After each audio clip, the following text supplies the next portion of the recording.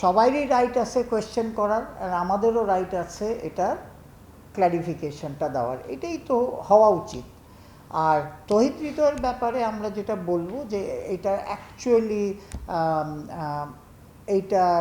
এইটা প্লেয়ার বলেন, আম্পায়ার বলেন, সবার ব্যাপারে হচ্ছে যে আমরা যদি সবাই, ইভেন আমরা অর্গানাইজাররা, বোর্ড ডিরেক্টররা, যেই নিয়ম আমরা কোড অফ কন্ডাক্ট আমরা লে ডাউন করেছি, হ্যাঁ, সেইটা যদি আমরা মেনে চলি তাহলে কোনো সমস্যা হওয়া উচিত না এবং হবেও না।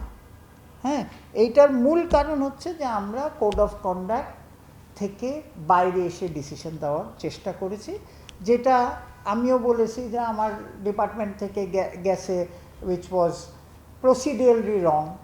তো এখন কথাটা হচ্ছে যে নিয়ম অনুযায়ী, এই নিয়ম হচ্ছে আইসিসির, আপনারা ডিটো কপি অফ আইসিসির playing condition and code of conduct, এইটার সাথে আমরা লোকাল সিনারিও এটার সাথে অ্যাটাচ করে একটা বানিয়ে দেওয়া হয়েছে। আমার মনে হয় যে আমাদের শিক্ষাটা, এই যে সমস্যাটার শিক্ষাটা হচ্ছে ভবিষ্যতে সব টিম বিফোর টুর্নামেন্ট স্টার্টস একটা কোড অফ কন্ডাক্টটা নিয়ে, প্লেয়ারদের যদি কোনো কোয়েশ্চেন থাকে we are open to discuss, কিন্তু ডিউরিং 90% ম্যাচ হয়ে যাওয়ার পরে আপনি যদি একটা জিনিস তোলেন, এটা তো কিছু করার নাই আর। সো সেটাই হয়েছে।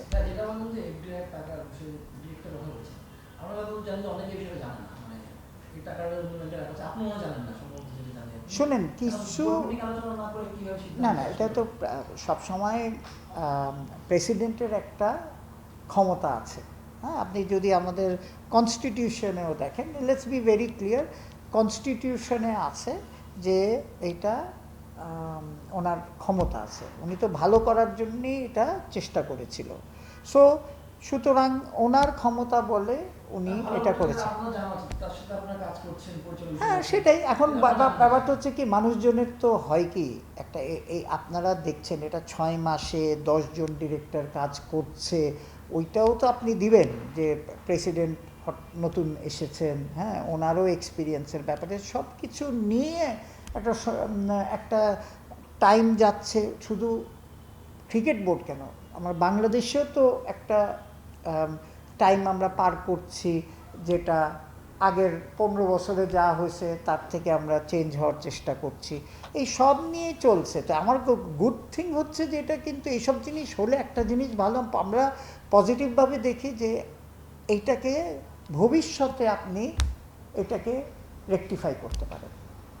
মানে যে বিষয়টা নিয়ে কয়েকটা প্রশ্ন আছে, সেটা হচ্ছে প্রথমে যদি বলি তাওহীদ হৃদয় আসলে সেটা নাকি দেওয়া হয়নি, নিয়ম ভেঙেছে, এটা হচ্ছে তাদের দাবি, এটা কতটুকু আসলে? এইটা আপনি আমাদের printed code of conduct of premier league আছে, হ্যাঁ, এইটাতে আপনারা যদি পড়েন 2.8, তারপরে ওই সিরিয়ালি আপনার ইয়েটা আছে, ওইখানে কিন্তু ক্ল্যারিটি আছে যে আপনি উইকেটে আউট হওয়ার পরে একটা সার্টেন অ্যামাউন্ট টাইমের বেশি উইকেটে থাকতে পারেন না। এই জন্যে কিন্তু লেভেল 1 লেভেল 2 শাস্তি আছে। এটা হচ্ছে আমাদের বানানো না, এটা হচ্ছে ইন্টারন্যাশনাল ক্রিকেটারদের জন্যে আইসিসি বানিয়েছে, যেটা ইনকর্পোরেট করা হয়েছে আমাদের ল। এটা কী হয়েছে, ক্রিকেট কমিটি, যারা যারা বড় বড় ক্রিকেটাররা, তারা মিলে কিন্তু এই সব ল বানিয়েছে, যেটাকে আমরা ইনকর্পোরেট করেছি আমাদের বইয়ের মধ্যে, হ্যাঁ, আমাদের কোড অফ কন্ডাক্টে। তো ওইটা যদি পড়ে তাহলে কিন্তু আমার মনে হচ্ছে সবচেয়ে বড় সমস্যা হচ্ছে যে না ক্লাব অফিসিয়ালরা, না প্লেয়াররা, না অন্যরা, যে যারাই সংশ্লিষ্টতা আছে, তারা এই কোড অফ কন্ডাক্ট থরলি পড়ছে না। এই যা হচ্ছে, হ্যাঁ, এই যে বলছেন যে আপনি এগেন্ট্রিকু ম্যাচ রেফারির পুরা এখতিয়ার, ম্যাচ রেফারি কিন্তু কে জানেন, ম্যাচ রেফারির যে কোড অফ কন্ডাক্টার ওই পৃষ্ঠায় যান, ম্যাচ রেফারির কি করতে পারে, আমার ইন্টারন্যাশনাল আরও ম্যাচ রেফারি আছে, তাদের জিজ্ঞেস করেন, বা আপনার বিদেশি ম্যাচ রেফারি যারা আসে তাদের জিজ্ঞেস করে দেখেন যে তাদের কোড অফ কন্ডাক্টটা কী। এখন ওইখানে ডিলে করেছে, ওই জন্যে লেখা আছে আপনার 2.8-এ যে এইটার জন্যে কী হবে। তো এখানে ম্যাচ আম্পায়ার রিপোর্টে থাকবে কি থাকবে না, এটা তো আম্পায়ার রিপোর্টটা আমি দেখিনি এখনও। আমার কথাটা বোঝেন, আমি দেখিনি, আমার দেখার ইয়ে না। সিওসি হচ্ছে, সিওসি টেকনিক্যাল কমিটিতে গেছে, টেকনিক্যাল কমিটি উইল ফরওয়ার্ড, আমি পরবর্তীতে দেখতে পাবো। তো সেখানে আমি যতটুকু ল জানি, এই ল ফুলফিল করা হয়েছে, কোনো বাইপাস করা হয়নি, কোনো কিছু হয়নি।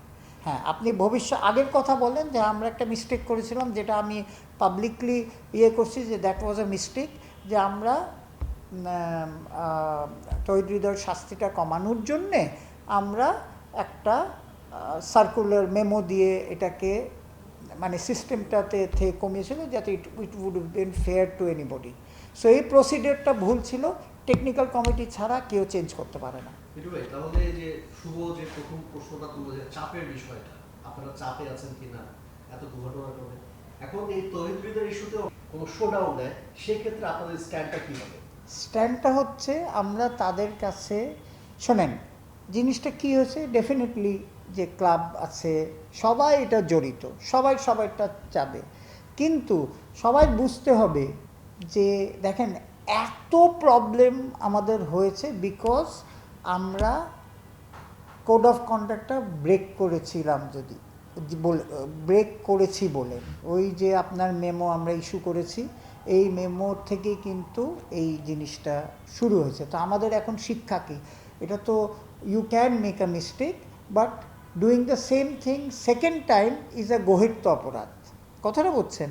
এখন আমাদের লার্নিং কি, বিশেষ আপনি যদি আমার কথাটা বলেন, আমি বলবো যে আমার message to all clubs, all players, যে ভাই তোমরা যখন কোড অফ কন্ডাক্টটা তৈরি হয় তখন তোমাদের all suggestion you can put it in, হ্যাঁ, যে ভাই এগুলি বাদ দিয়ে দেন, কারেক্ট, তাহলে কোড অফ কন্ডাক্টটা ওই রকম হয়ে যাবে। আমার আম্পায়ার আর ম্যাচ রেফারিদের আমরা একটা ডকুমেন্ট দিচ্ছি, ওরা কিন্তু ডকুমেন্টের বাইরে যাচ্ছে না। সো আমাদের সবচেয়ে বড় লার্নিং যে ফর এভরিবডি, আমার মনে হয় যে আমাদের যেই সিচুয়েশনটা অ্যারাইজ করছে, আমরা যদি কোড অফ কন্ডাক্টটা সিরিয়াসলি পড়ে সিরিয়াসলি মানি, তাহলে কিন্তু ভবিষ্যতে এরকম সিচুয়েশন অ্যারাইজ করবে না।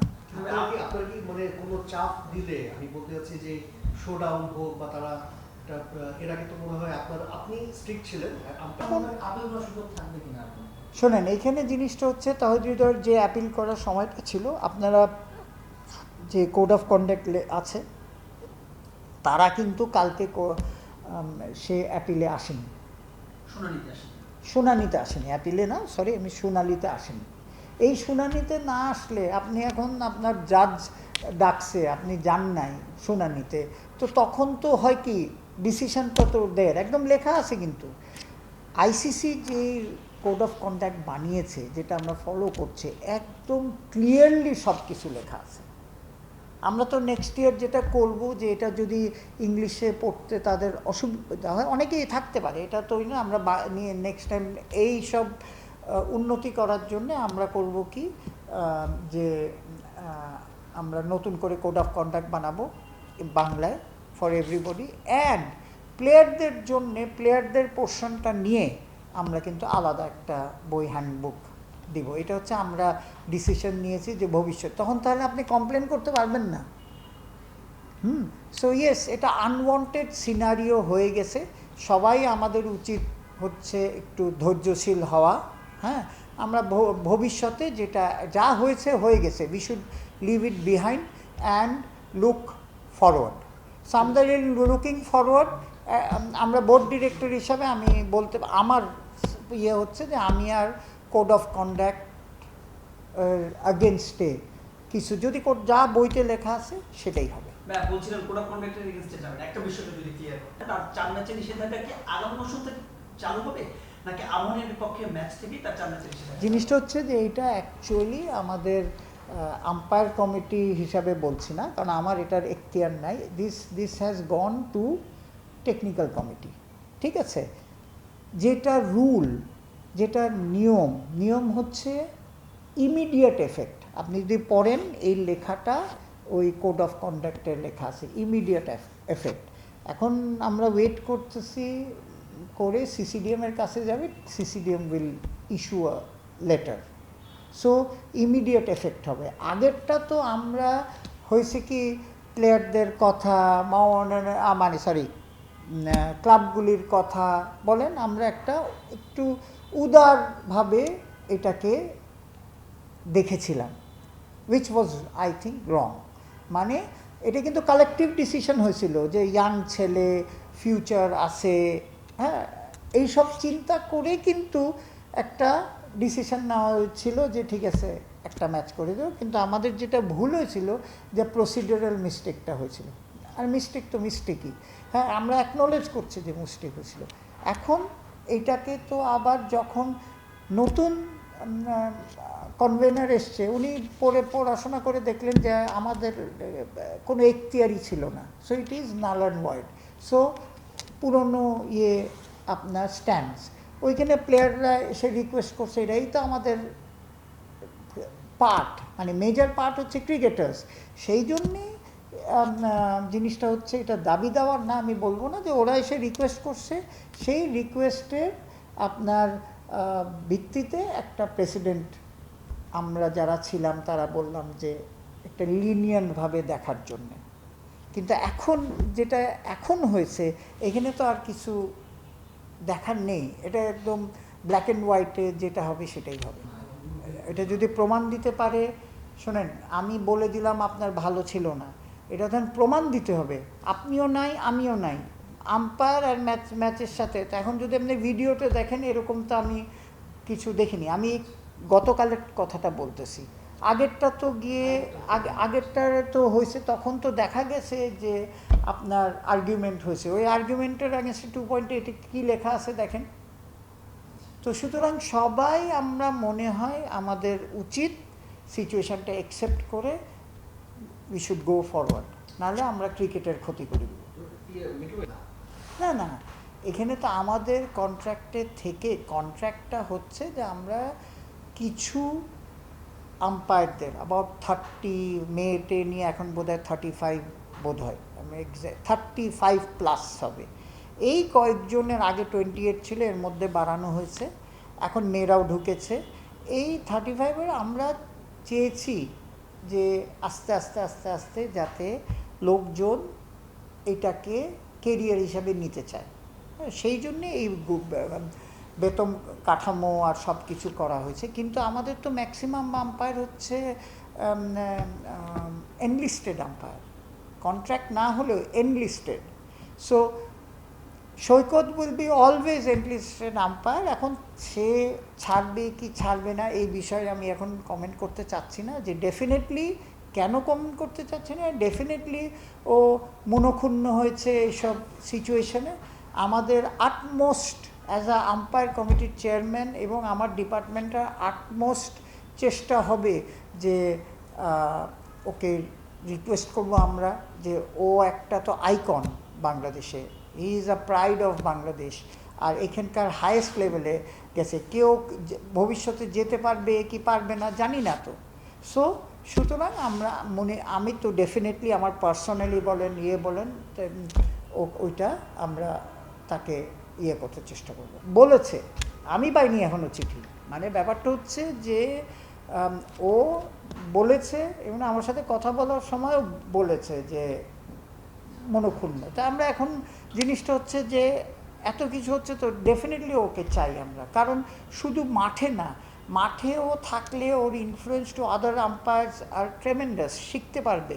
নাম্বার 4, আমরা যেইভাবে ওকে চেষ্টা করছিলাম যে ওকে আমরা ট্রেনিংয়েও ওর ফিডব্যাক, এই যে পাকিস্তানে চলে যাচ্ছে, অস্ট্রেলিয়া চলে যাচ্ছে, এইসব এক্সপিরিয়েন্স কিন্তু আপনি খুব ইজিলি পাওয়ার না। তো এটা যদি আমাদের umpire second generation, third generation আম্পায়ারদের সাথে যদি আলাপ করে, মানে এটা শেয়ার করে, তাহলে কিন্তু ওদের জন্য ভালো। সো আমাদের একটা বিরাট অ্যাসেট হচ্ছে সৈকত। ডেফিনেটলি আমরা তাকে, আমি অ্যাটলিস্ট আমার ডিপার্টমেন্টের আমি চেয়ারম্যান হিসাবে বলতে পারি যে definitely we would request him and কথা বলবো, রিকোয়েস্ট হিম যে ভাই এই মতের তার এই ডিসিশনের থেকে সরে আসার জন্য। অন্য ব্যাংকে আছে, অন্য ব্যাংকে আছে।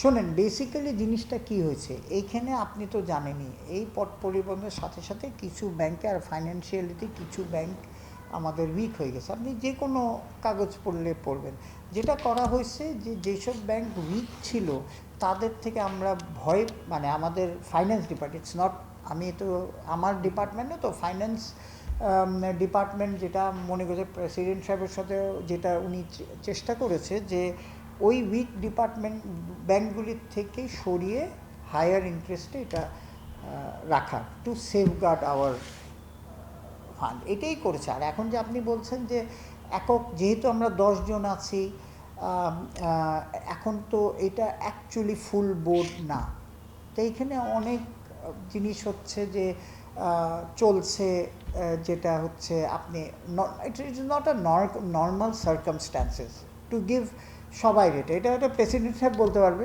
আপনার এই উত্তরটা অ্যাকচুয়ালি আমি বলতে পারবো না, প্রেসিডেন্ট সাহেব বলতে পারবে। অ্যান্ড ফাইন্যান্স ডিপার্টমেন্ট যেটা হয়েছে, ফাইন্যান্স ডিপার্টমেন্ট ওই চিন্তা করেই দিয়েছিল। এখন তখন কে এটা ডিসিশন নিয়েছে, তখন এটা ওই কাগজ দেখে বলতে হবে। আরে সব কিছু বই আমি করতেছি। হ্যালো, হ্যাঁ হ্যাঁ,